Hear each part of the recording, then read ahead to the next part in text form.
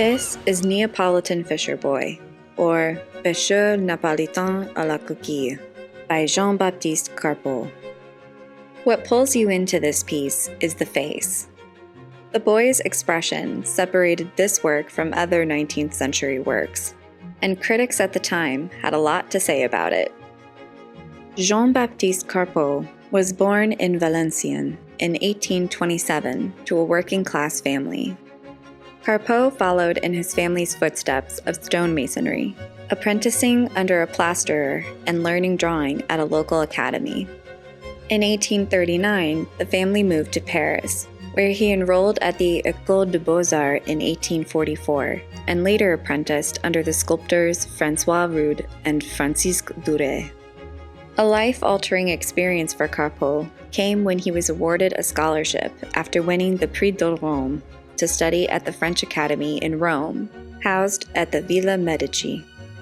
After a rocky start due to illness, he spent several years in Rome, touring Italy and gleaning inspiration from classical and Renaissance works he saw in museums, as well as people watching on lively streets in an effort to perfect his rendering of the human form.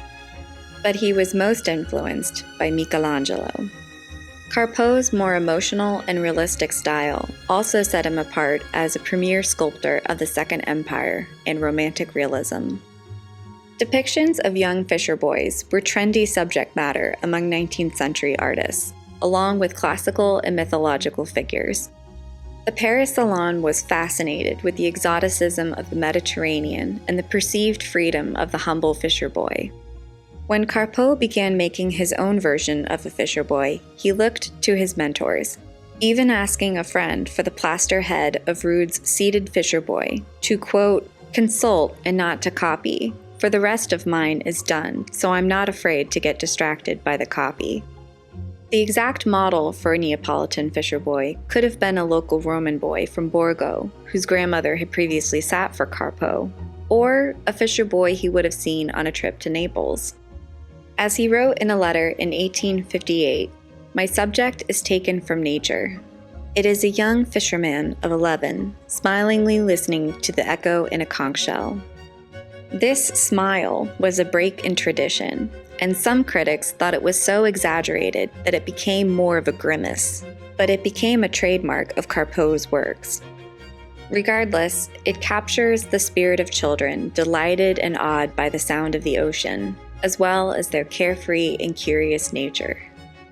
The face of this boy also shows up in a number of his other works, from drawings to busts, that allow the viewer to admire and focus on the expression on the boy's face without distraction. Carpeaux's figures are known for being incredibly realistic, which is evidenced in the details of the boy's hands, feet, and torso. It's likely that Carpeaux would have studied the Belvedere torso, as Michelangelo once did, given the similar hunch of the boy's posture that creates folds in the skin and tension, though his musculature is obviously lither. The crouched position is a natural example of a gangly young boy posed contrarily, with his knees and elbow at opposing angles and his weight thrown off by his turned shoulders. Carpeaux created different versions of this piece, aside from the original marble and bronze copies. Some variations, like ours, have a net over the boy's thigh, creating modesty that catered to the more conservative French tastes of the time, as well as smaller copies that Carpeaux could sell more easily for income.